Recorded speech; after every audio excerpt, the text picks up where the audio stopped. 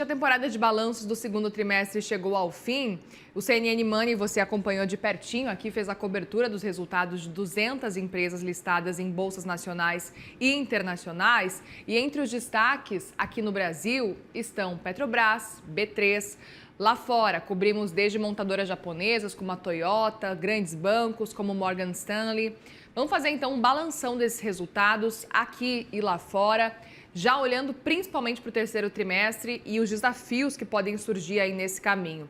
Converso agora com Flávio Conde, analista da Levante Investimentos. Tudo bem, Conde? Obrigada por conversar com a gente mais uma vez aqui. Boa tarde. Boa tarde, Muriel. Obrigado pelo convite. Gostaria muito de saber a sua percepção, de modo geral, desse segundo trimestre, olhando para empresas aqui no Brasil, antes de mais nada. A gente precisa É, primeiro dividir por setores, enfim, mas gostaria de saber a sua percepção. Em primeiro lugar, os resultados vieram, na média, acima do esperado.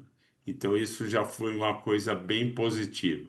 Destaque aí para o setor de varejo, que teve bons resultados. Lembrando que o varejo, no segundo trimestre, é o mais forte, é o segundo mais forte no ano, porque tem Dia das Mães e Dia dos Namorados. Os resultados vieram muito bons. CIA, Lojas Renner, foram resultados de destaque. Depois a gente teve a construção civil. A construção civil vendeu muito no segundo trimestre. As vendas líquidas foram muito fortes, inclusive na média e alta renda, e isso não era esperado, porque com uma taxa de juros de 15%, você podia ter algum tipo de restrição, né, de retração. A parte do Minha Casa Minha Vida foi muito bem, se vendeu bastante. O setor também de celulose surpreendeu positivamente, resultados muito bons. Então, eu acho que é um trimestre que animou bastante e mostrou que, tirando as companhias muito endividadas, as outras foram muito bem, o que é a grande maioria. E é muito interessante, né, Conde, porque as empresas acabaram indo muito bem, apesar de um cenário de juros que continua aumentando. A gente pode dizer que esse segundo trimestre já pegou aí um cenário de taxa de juros cada vez mais alta, como o primeiro trimestre também já tinha pegado. Ao mesmo tempo, pegou um cenário de desvalorização do dólar especificamente. A gente terminou o fim do ano passado, na verdade, acompanhando os balanços com uma apreensão muito grande, porque o dólar estava nas alturas e ainda assim, de modo geral, esse primeiro semestre como um todo mostrou esse desempenho de um dólar que acabou desvalorizando frente ao real. Queria entender de que forma que esse cenário também auxiliou nessa percepção aí dos balanços.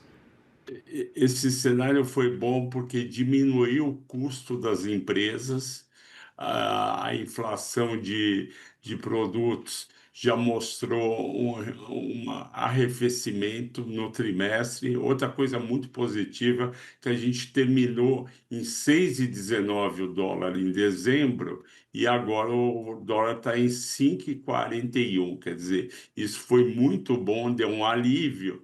E teve um segredo aí que a taxa de juros não conseguiu derrubar, que foi o emprego. O emprego continuou sendo gerado e as famílias continuaram consumindo. Então, você viu tanto no consumo não discricionário, caso de supermercados, o pessoal continuou a consumir, como também no discricionário. As pessoas continuaram a comprar roupa. A gente teve no segundo trimestre meses de maio e junho muito frios, isso daí aumentou as vendas. Então foi um trimestre muito bom, e também para commodities não foi um trimestre ruim, mesmo caindo o preço do dólar. Por quê? Porque, tirando o petróleo, que realmente caiu durante o semestre, você teve o aço se recuperando um pouco, a celulose se recuperando um pouco, e também o minério de ferro se recuperando um pouco. Então, tudo isso fez com que a maioria das empresas tivesse um resultado positivo e acima do esperado. Perfeito. E aí eu aproveito para te perguntar com relação a esse terceiro trimestre que está chegando aí, é aquele momento já olhando para um segundo semestre como um todo e ver como é que o ano pode ser encerrado já com esse início de terceiro trimestre. Queria entender a sua percepção, porque a gente está num cenário realmente de inflação que está recuando, mas ainda assim está bem distante do teto da meta, por exemplo, e a gente está nesse momento aí com um cenário de juros a 15%, olhando especificamente para o Brasil, olhando para esse cenário de dólar desvalorizado ainda, como é que você está enxergando isso, inclusive com commodities, como você muito bem lembrou, nesse momento, com um valor um pouquinho mais baixo? O segundo trimestre traz algumas dificuldades, principalmente naqueles setores que são poucos setores da Bolsa que foram pegos pelo tarifaço de 50%. Então, você tem a Taurus no setor de armas, muito preocupada, porque procurou vender bastante em julho, mas não sabe como vai ser agosto e setembro. Você tem o setor de carnes, que bateu recorde de exportação em julho, mas não sabe como vai ser agosto e setembro, principalmente a carne bovina. Os Estados Unidos é exportador de carne bovina, então para ele foi muito conveniente barrar o Brasil com 50%. E você tem nos outros setores tem um pouco de impacto em máquinas, o setor de máquinas é impactado, o setor de móveis que exporta também é impactado, você tem as empresas de autopeças que são impactadas, então você vê Randon, Iochpe-Maxion, você vê essas empresas com resultados fracos e preocupantes. Compensação, você tem uma Marco Polo que tem fábricas em vários lugares do mundo, não depende dos Estados Unidos e que vende muito bem suas carrocerias e teve um resultado muito forte no segundo trimestre e deve continuar assim no terceiro. E eu aproveito também para a gente olhar juntos para os Estados Unidos. Antes da gente começar a olhar para o cenário dos bancos, eu queria te perguntar especificamente com relação às Big Techs, que a gente sabe a expectativa que fica girando em torno delas, e no fim das contas a gente percebe que às vezes a expectativa é tão grande que acaba que o resultado vem positivo, vem otimista, mas o mercado fala, não, podia ter vindo melhor, porque o mercado fica nessa expectativa de resultados maravilhosos. Queria entender um pouco sobre esse cenário das Big Techs, mas como um todo, assim, o que você pode chamar a atenção olhando lá para fora, olhando principalmente para os Estados Unidos, que segue com esse cenário de manutenção de taxa de juros já há bastante tempo, agora deve ter um corte só em setembro. A gente está preocupado com aqueles setores dos Estados Unidos de mercado interno. Basicamente, eles estão no Dow Jones e no SP 500. Por quê? Porque fatalmente eles vão ter que repassar para o preço em agosto e setembro, porque você tem vários países com 15%, com 25% de taxa de importação, e isso vai ter impacto nos resultados.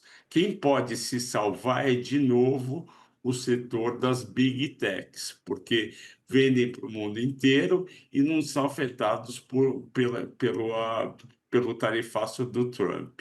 Só que essas empresas já estão num nível muito alto de preço.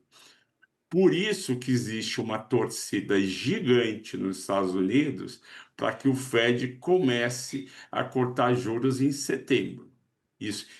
As apostas estão muito altas, mas não quer dizer que necessariamente eles vão cortar, porque a reunião do Fed é 16, 17 de setembro, e você vai ter inflação de agosto. A gente já teve o PPI, né, o índice de preço ao produtor, em 0,90, que é um número completamente fora da curva. Imagine então se vier outro 0,90 em agosto.